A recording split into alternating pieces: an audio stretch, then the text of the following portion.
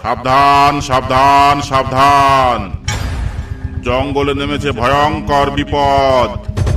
সকল সুন্দরবনবাসী নৌকা মাঝিদের উদ্দেশ্যে জানানো হচ্ছে, জঙ্গলে এক লাল দানবের উৎপাত বেড়েছে।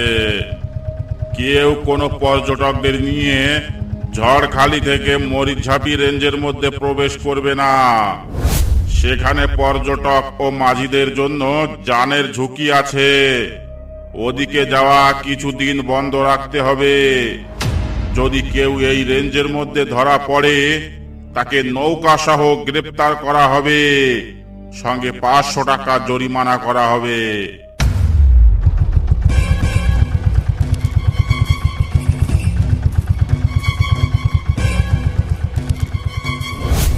কি হে হরেন মাঝি, ফরেস্টার থেকে কি বলছে সব শুনছ?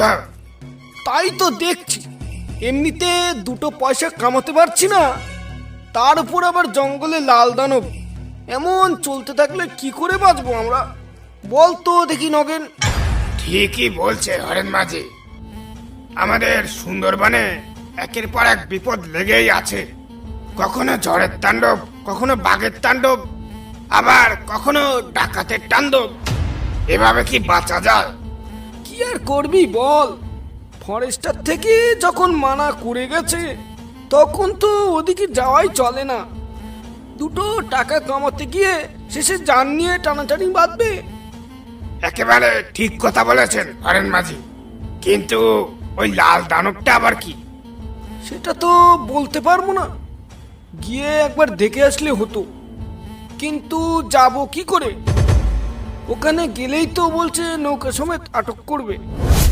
আরে হরেন মাঝি, ওই বিপদের মধ্যে না গেলেই হলো, এতে এত ভয় পাওয়ার কি আছে?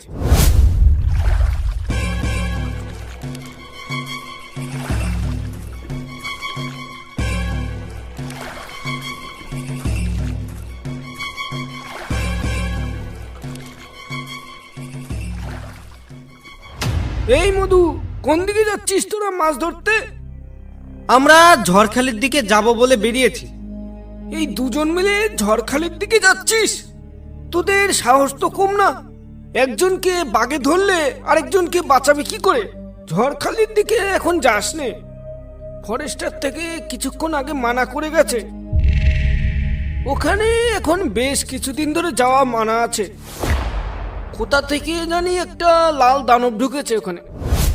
লাল দানব? দানব আবার লাল হয় নাকি?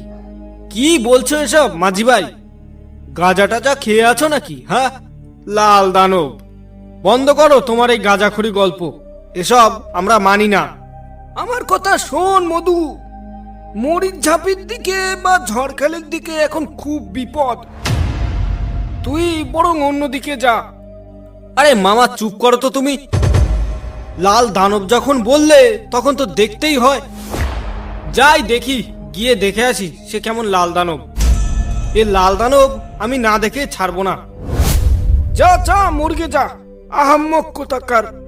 যাবই তো, যাবই তো। তোমার কথা শুনে বাড়ি গিয়ে ভয় পেয়ে না খেয়ে বসে থাকবো নাকি? রাখো তোমার লাল দানব, আমি গেলাম।